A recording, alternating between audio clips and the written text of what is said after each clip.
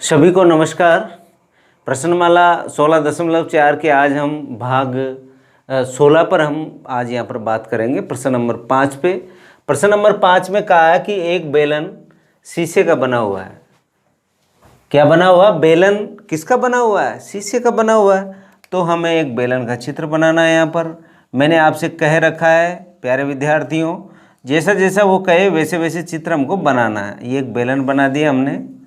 ये बेलन की त्रिज्या r से प्रदर्शित करते हैं। बेलन की ऊंचाई को हम किससे प्रदर्शित करते हैं? h से प्रदर्शित करते हैं। पूर्व जो प्रश्नमाला हमारी 16.2 थी वहाँ पर हमने बेलन के बारे में काफ़ी डिटेल से पढ़ा है। आगे उसने कहा है जिसकी त्रिज्या 4 सेंटीमीटर है। इस बेलन की त्रिज्या कितनी है? 4 सेंटीमीटर है। और इसने क्या कहा? तथा इसकी ऊंचाई 10 सेंटीमीटर है। h बराबर कितना सेंटीमीटर है? 10 सेंटीमीटर है। अब इसे पिघलाकर 2 सेंटीमीटर त्रिज्या के कितने गोले बनाए जा सकते हैं? अब इसको क्या किया? पिघलाना है। क्या करना है? पिघलाना। आप ये मान के चलो कि आपके घर में मम्मी जब खाना बनाती है तो जो आटे को तैयार करती है रोटी बनाने के लिए, यानी आटे को गूंदना, और फिर इस तरह का शेप बना लेती बेलन के आकार का। अब कितने इसको क्या कि छोटे छोटे हमने क्या बनाए? लोहे बनाए। और वो लोहे कौन से आकार के लिए? हमने गोले के आकार के। और उस गोले की त्रिज्या कितनी है? 2 सेंटीमीटर। तो बताइए जो इसके जो हमने कहा था, आटे का एग्जाम्पल लिया था जिसको बिल्कुल हमने क्या किया, खाना बनाने के लिए तैयार करते हैं गूंद के, और इसको क्या किया, छोटे छोटे हमने गोले बनाए। ये जैसे ये एक गोला, इसकी त्रिज्या कितनी है? r बराबर उसने कह रखा है 2 सेंटीमीटर। तो ये कितने गोले बनेंगे? तो डियर स्टूडेंट, यहाँ पर ये अपन को अपने जहन में ये बात बिल्कुल आ जानी चाहिए कि जब भी हम गोलों की बात करेंगे और जब भी ये बेलन की बात करेंगे और उसने कहा कितने बनाए जा सकते हैं, तो क्षेत्रफल की तो बात होगी ही नहीं। किसकी बात होगी? आयतन की बात होगी। और जब भी गोलों की संख्या इस तरीके से आपको निकालनी हो तो जो बड़ी वाली आकृति है, ठोस आकृति, बड़ी वाली कौन सी है? आपके पास बेलन है। बड़े वाले आकृति यानी बेलन का जो आयतन होगा और गोले का जो एक छोटे गोले का आपको जो आयतन होगा, इस बेलन के आयतन में छोटे जो आपका गोला है उसका क्या लगाना है? भाग लगाना है। जैसे ही आप भाग लगाओगे वैसे ही आपका आंसर आ जाएगा, गोलों की संख्या। तो जो उसने दे रखा है सबसे पहले उसको हम यहाँ पर प्रदर्शित करते हैं डियर स्टूडेंट। तो सबसे पहले बात करते हैं बेलन की त्रिज्या। बेलन की त्रिज्या कितनी है? r बराबर आपके पास दे रखी 4 सेंटीमीटर। और ऊंचाई, बेलन की ऊंचाई को किससे प्रदर्शित करते हैं? h से। और कितनी है? 10 सेंटीमीटर है। लो, पहली बात हो गई। अब इसे पिघलाकर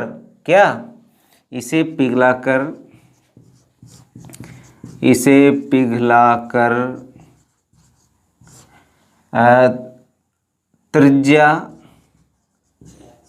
2 सेंटीमीटर के गोले बनाए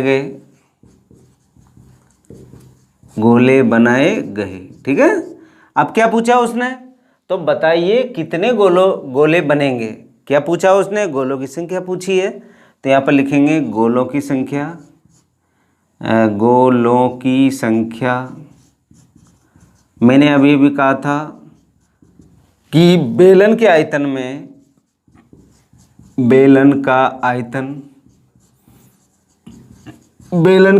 में आपको एक गोले के आयतन का क्या लगाना? भाग लगाना है।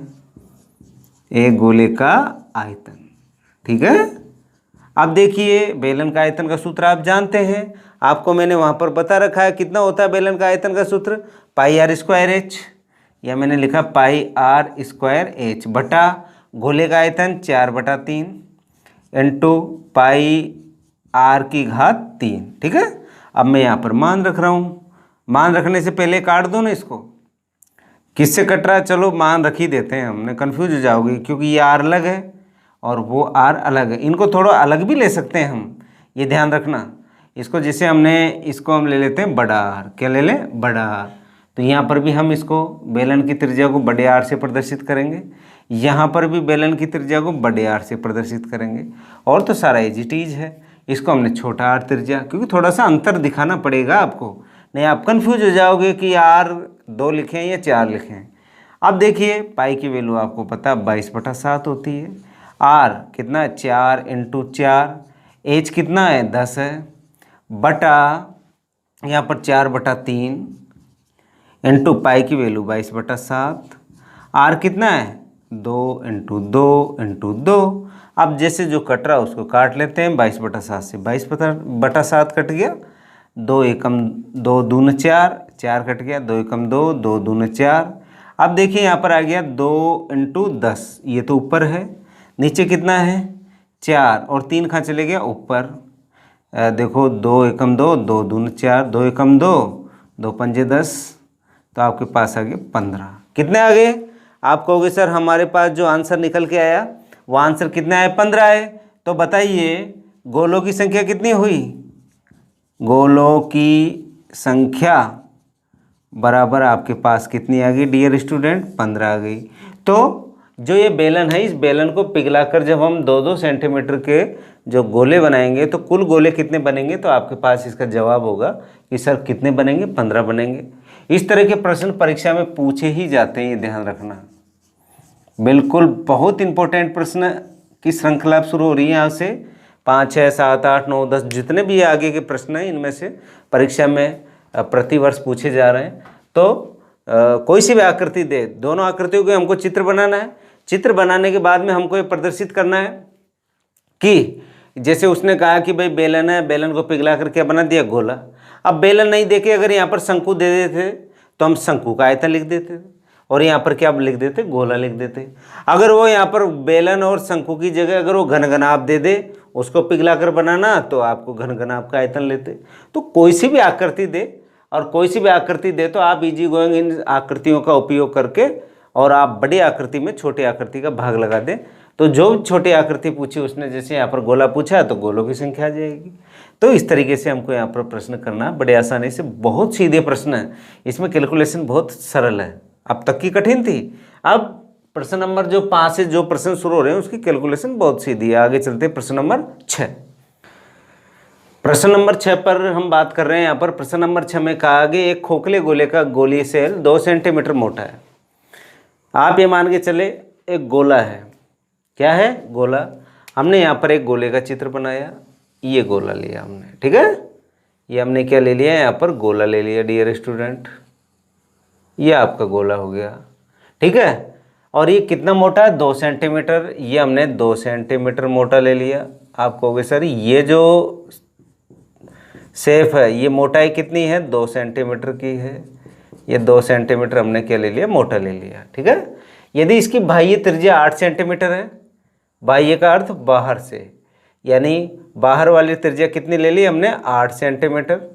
तो देखिए प्यारे विद्यार्थियों, यहाँ पर 2 तरह की बात कर रहे हैं हम, एक तो बाहर की त्रिज्या और एक अंदर की त्रिज्या, ठीक है।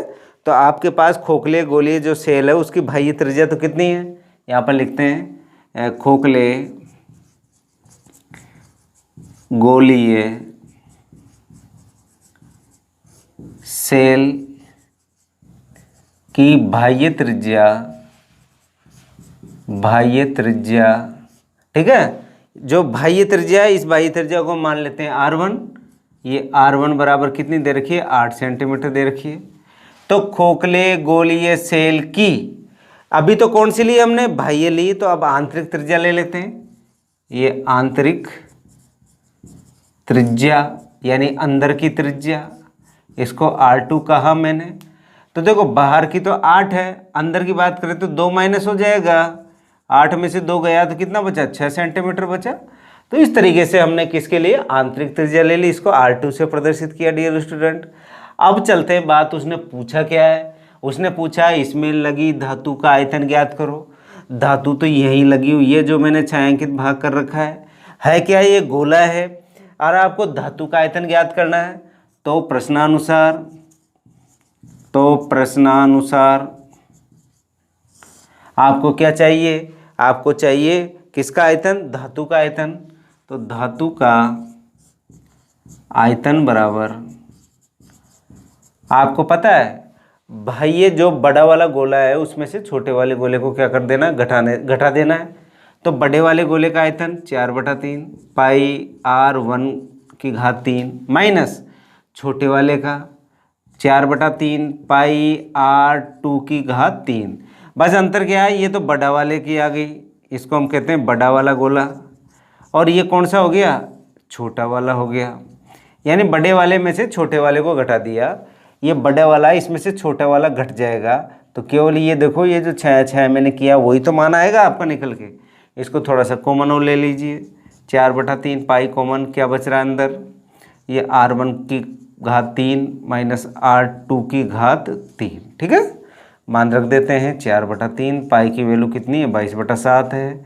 ये आपका कोष्टक चालू, r1 देखिए r1 क्या 8 है, 8⁻³ माइनस r2 की वैल्यू कितनी 6 है, 6⁻3, ये आपने यहाँ पर मान रखा।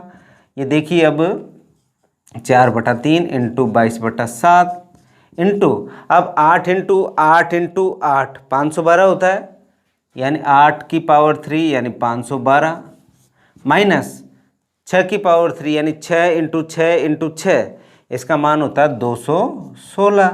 अब क्या करेंगे अपन करेंगे आगे हल, ये जो 512 में से 216 को क्या करेंगे हम घटाएंगे, तो जब इनको घटाते हैं दोनों को तो आपके पास आएगा 296। कितना आएगा 296, आप घटा के देख लीजिए।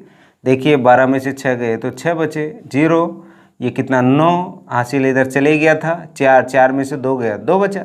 अब देखिए यहाँ पर इसको हम जब हल करेंगे, जब इसकी कैलकुलेशन करेंगे, कैलकुलेशन करने के बाद में जो आपके पास जो आंसर आएगा, देखिए कैसे करते हैं हम यहाँ पर हल। ये आ गया 4 इंटू 22 इंटू 296 बटा कितना है 7 या 21, तो यहाँ पर आ जाएगा आपके पास आंसर। जब 4 इंटू 22 इंटू 296 को जब हम हल करते हैं और 21 का क्या लगाते हैं, भाग लगाते हैं, तो 1240.38 1240.38 क्या निकाल रहे हो आप, धातु का आयतन। किसका आयतन, धातु का आयतन निकाल रहे हो। और आयतन की जब भी बात करते हैं तो क्या आता है यहाँ पर घन, इकाई क्या दे रखी है सेंटीमीटर, तो ये आ गया घन सेंटीमीटर। तो जो धातु का आयतन पूछा है, धातु यही तो है, धातु ये वाली, इसका आयतन कितना निकाल लिया आप कहोगे सर 1240.38 घन सेंटीमीटर। इस तरीके से आपने इस प्रश्न को बड़ी सरलता से हमने किया हल। चाहो तो ये सीधा सूत्र भी है खोखले गोले का, तो आप खोखले गोले से समझे, चाहे अगर खोखला भी नहीं समझे तो आप ये गोला है जो बड़े वाले गोले में से छोटे वाले गोले को अगर हम घटा देते हैं तो ये घटा दिया, देखो बड़े वाले गोले में से छोटे वाले को निकाल के हटा दिया तो यही तो बचा। तो यही तो काम किया मैंने, बड़े वाले गोले में से छोटे वाले गोले को घटा दिया, और घटाने के बाद में जो कॉमन आर उसको कॉमन लगकर r1 और r2 का मान यहाँ पर रखकर और साधारण सा मैंने हल किया। हल करने के बाद में आपको सीधा यहाँ पर आंसर प्राप्त होता है 1240.38 घन सेंटीमीटर। इस तरीके से हमें बहुत आसानी से इन प्रश्नों को हम बहुत अच्छे से यहाँ पर हल कर सकते हैं। अब बढ़ते हैं प्रश्न नंबर 7। प्रश्न नंबर 7 की बात करें, 9 सेंटीमीटर त्रिज्या के धातु के गोले को पिघलाकर क्या बनाया हमने, 3 सेंटीमीटर त्रिज्या और 6 सेंटीमीटर ऊंचाई के कितने शंकु बनाए जा सकते हैं। अभी जो हमने क्वेश्चन नंबर जो हमने 5 हल किया था उसी के जैसा सवाल है। वहाँ पर सबसे पहले क्या दे रखा था, आपको एक बेलन दे रखा था, उस बेलन को पिघला कर क्या बनाया था, गोला बनाया था। अब यहाँ पर पहला क्या दे दिया, गोला दे दिया, इस गोले को पिघला कर क्या बना दिया, शंकु बना दिया। तो बड़ी शेप कौन सी हुई, गोले की हुई। तो आपको दे रखा है गोला, ये लो सर गोला है, इस गोले की त्रिज्या उसने कितनी दी है 9 सेंटीमीटर, ये 9 सेंटीमीटर, यानी इस गोले की त्रिज्या r बराबर कितने मान ली 9 सेंटीमीटर। अब इसे पिघला कर इसको पिघला दिया, और पिघलाने के बाद में उसने क्या बना दिया, एक क्या बनाया, शंकु बनाया। उसने बनाया शंकु बनाया, और 3 सेंटीमीटर थी शंकु की क्या है, त्रिज्या है। ये r बराबर कितनी सेंटीमीटर ले ली, 3 सेंटीमीटर। और इस शंकु की ऊंचाई कितनी है, ये ऊंचाई बोलते हैं इसको, यानी h बराबर कितना दे रखा है आपको 6 सेंटीमीटर। ये h है, ये वाली लाइन, ये ध्यान रखना, ठीक है। अब देखिए बताइए शंकुओं की संख्या कितनी है, तो जो जो दे रखा है वो तो हम यहाँ पर मान लेते हैं। यहाँ पर हल लिखा, हल लिखते हम लिखेंगे यहाँ पर गोले की त्रिज्या, गोले की त्रिज्या बराबर क्या मान रखा, r मान रखा है, तो r बराबर कितनी होगी 9 सेंटीमीटर। अब क्या दे रखा है शंकु, शंकु की त्रिज्या, शंकु की त्रिज्या क्या मान रखी है, बड़े R मान लिया अपन ने, ये R कितनी दे रखी है, R बराबर 3 सेंटीमीटर है। और ऊंचाई, ऊंचाई कितनी है शंकु की, आप कहोगे सर ऊंचाई h बराबर है 6 सेंटीमीटर। अब किसकी संख्या चाहिए, शंकुओं की संख्या, यानी किसको पिघलाया हमने, इस धातु के गोले को पिघलाया और पिघला कर क्या बना दिया, शंकु बना दिया। अब कितने शंकु बने, ये बहुत बड़ा गोला है और छोटे छोटे कौन बनाते बनाते बनाते कितने बने, इसकी संख्या हमको चाहिए। तो बड़े वाली शेप में छोटे वाली शेप का क्या लगाना, भाग लगाना, सीधा सीधा ये है। तो लो भाई कुल शंकुओं की संख्या, कुल शंकुओं की संख्या बराबर, संख्या बराबर, अब देखो किसका, आप कहोगे सर गोले का, तो यहाँ पर लिखेंगे गोले का आयतन, गोले का आयतन में भाग लगाना है किसके आयतन का, एक शंकु के आयतन का, एक शंकु का आयतन, ठीक है। गोले का आयतन का सूत्र आप जानते हो, 4/3 इंटू पाई और r की पावर 3 बटा शंकु का क्या होता है 1/3, 1/3 पाई r क्या होता है, पाई शंकु का होता है कितना होता है, आप कहोगे सर शंकु का जो आयतन का सूत्र होता है पाई r स्क्वायर h होता है, यही होता है, ठीक है। अब मान रख देते हैं 4/3, पाई की वैल्यू 22/7, r कितना है, ये किसका r है, ये जो नीचे वाला r है ये तो किसका है, शंकु का है, शंकु का r हमने बड़ा मान रखा था, यहाँ पर बड़ा लिखा। और गोले का कितना है, ये r ये छोटा वाला लिया तो ये r हमने छोटा वाला लिखा, 22/7 r की वैल्यू कितनी है 9, 9 इंटू 9 इंटू 9 बटा इसका कितना 1/3 into 22/7 into r square, r कितना 3 इंटू 3, h का मान कितना 6। अब देखिए जो कट रहा है उसको काट लेते हैं, ये 22/7 से 22/7 कट गया, इस 3 से 3 भी कट गया, और देखिए 3 एकम 3, 3 तिया 9, 3 से ये 3 कट गया, 3 दूना 6, 3 तिया 9, 2 एकम 2, 2 दूना 4। अब क्या बच रहा है, देखो 2 बच रहा है यहाँ से, ये 3 बच रहा है और ये कितना बच रहा है 9, यहाँ के 9 × 27, 2 इंटू 27, 27 दूना 54, ये 54 क्या निकले, शंकुओं की संख्या निकली है, किसकी संख्या निकली है, शंकुओं की संख्या। डियर स्टूडेंट कितनी निकली है, आप बताओगे सर 54। यानी आपने क्या किया, इस गोले को पिघलाकर क्या बनाए, शंकु बनाए। तो शंकुओं की संख्या कितनी हुई 54 हुई, क्योंकि हमने गोले के आयतन में एक शंकु के आयतन का क्या लगा दिया, भाग लगा दिया, और भाग लगाते हैं हमारे पास कुल शंकुओं की संख्या आपके पास आ जाएगी, और वो कितनी है 54 है। सूत्र आपको मैंने बता रखे हैं, शंकु का भी पूरा का पूरा लेशन हमारा निकल चुका 16.3 में। और ये गोला अभी मैंने 1 से लेकर 5 तक के जो प्रश्न बताए थे वहाँ पर इन सूत्रों का हमने उपयोग किया है। तो इस तरीके से हम इन प्रश्नों को बड़े सावधानी से बहुत अच्छे ढंग से यहाँ पर हल कर सकते हैं। आगे बढ़ते हैं, प्रश्न नंबर 8 पर हम यहाँ पर बात कर रहे हैं। प्रश्न नंबर 8 में कहा गया है कि 10 सेंटीमीटर त्रिज्या के धातु के गोले से, कितने सेंटीमीटर त्रिज्या के, 10 सेंटीमीटर त्रिज्या के। ये लो भाई हमने क्या किया, 10 सेंटीमीटर त्रिज्या का क्या लिया, एक धातु का गोला ले लिया। ये कितनी सेंटीमीटर त्रिज्या है, 10 सेंटीमीटर है। इसकी त्रिज्या क्या मान ली हमने, r मान ली।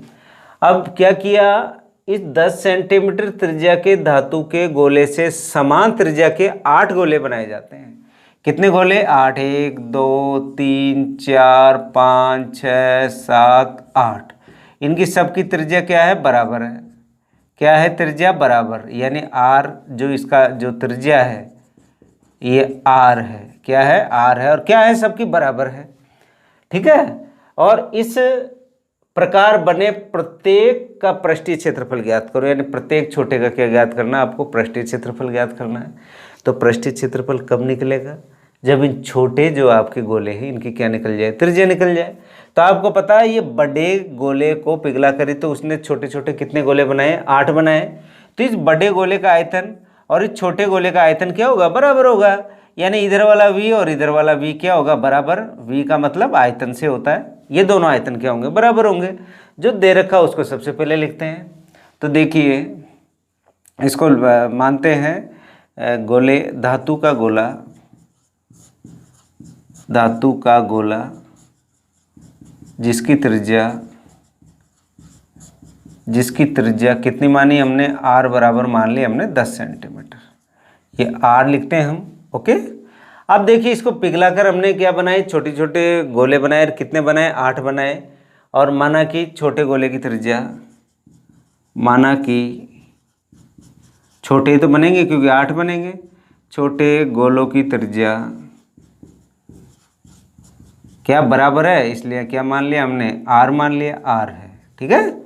अब देखिए यहाँ पर तो प्रश्नानुसार, प्रश्न में क्या कहा है, तो प्रश्नानुसार प्रश्न में कहा कि बड़े वाले गोले की जो आयतन होगा, किसका, बड़े वाले गोले का आयतन, और छोटे वाले गोले का आयतन क्या होगा, बराबर होगा। तो देखिए प्रश्नानुसार 10 सेंटीमीटर त्रिज्या के गोले का आयतन बराबर, ये तो एक है, एक थोड़ी ना है, कितने, 8 है। इन 8 गोलों का आयतन क्या होगा, बराबर होगा। तो यहाँ पर लिखेंगे 8 इंटू छोटे गोलों का आयतन, छोटे गोले का आयतन, छोटे गोले का आयतन। क्यों लिया आपने 8, क्योंकि ये बड़े वाले को पिघला कर कितने बने हमने 8 बनाए हैं। तो एक का आयतन को अगर हमने 8 से गुणा कर दिया तो 8 के आयतन के बराबर, किसका, बड़े वाले गोले का आयतन होता है।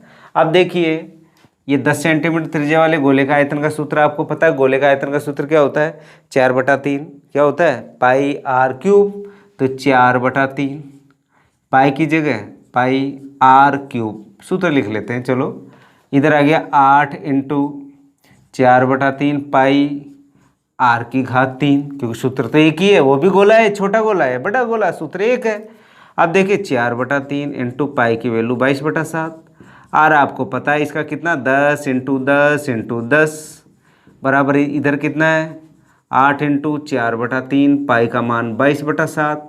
r कितना है आपके पास, निकालना है, या r की पावर 3। जो कट रहा है उसको काट लेते हैं। 4/3 से 4/3 कट गया, 22/7 से 22/7 कट गया।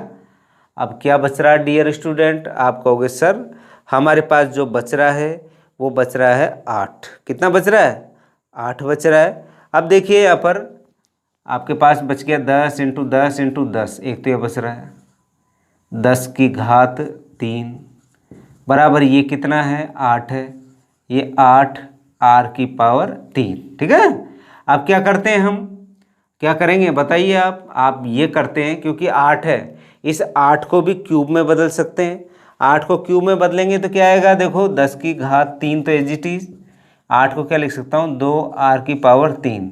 क्यों लिखा मैंने, आप इसको अलग से समझ लें, जैसे 2 इंटू 2 इंटू 2, 2 दूना 4, 4 दूना 8, ये 8 आ गया।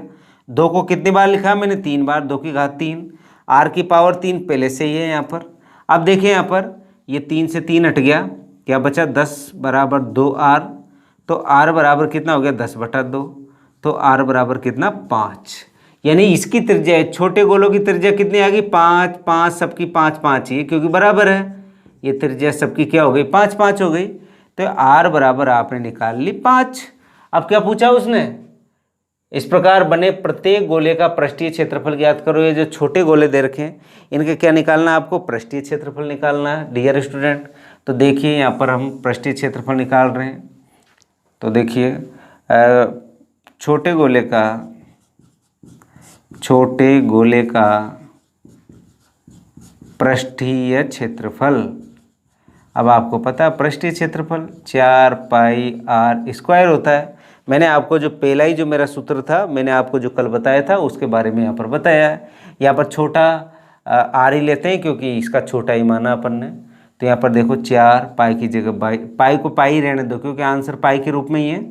आर का मान कितना 5, 5 की घात 2, 4 इंटू पाई 5 25, 25 को 4 से गुणा किया 25 चौक 100 पाई।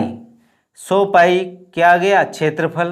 क्षेत्रफल में क्या लगाते हैं पीछे वर्ग, और इकाई किस में दे रखी है डियर स्टूडेंट, सेंटीमीटर में दे रखी है। तो यहाँ पर लिखा वर्ग सेंटीमीटर, ये क्या आ गया इसका आंसर आ गया। इस तरीके से हमने यहाँ पर इस प्रश्न को हल किया। इस तरीके से आज हमने प्रश्न नंबर 5, 6, 7 और 8 को समझा। जो आज हमारा जो पीरियड था, जो मैं भाग 16 आपके बीच में लेके आया हूँ, आप धीरे धीरे उन प्रश्नों को हल करते जाए। निश्चित तौर पर मेरा मानना है कि आप बहुत अच्छे अंक प्राप्त करोगे, और साथ के साथ आप एग्जाम्पलों को भी करें क्योंकि एग्जाम्पल आपके वहाँ पर रेडीमेड दिए हुए हैं, आप उनको आसानी से हल कर सकते हो डियर स्टूडेंट। आज के लिए प्यारे विद्यार्थियों इतना ही। कल फिर हम इसके अंतिम भाग पर, जो प्रश्नमाला 16 चल रही है, इस 16 के 16वां भाग पे आ गए हम। कल हमारा अंतिम भाग होगा 17वां भाग। उसके बाद हमारा टॉपिक ही बदल जाएगा, यानी हम चैप्टर को ही बदल देंगे क्योंकि पूरा का पूरा 16 के जो प्रश्नावली है उसके सारे भाग मैं आप लोगों के बीच में ला चुका हूँ। तो ऐसी मैं उम्मीद करता हूँ कि आप निश्चित तौर पर पढ़ रहे होंगे। आज के लिए इतना ही।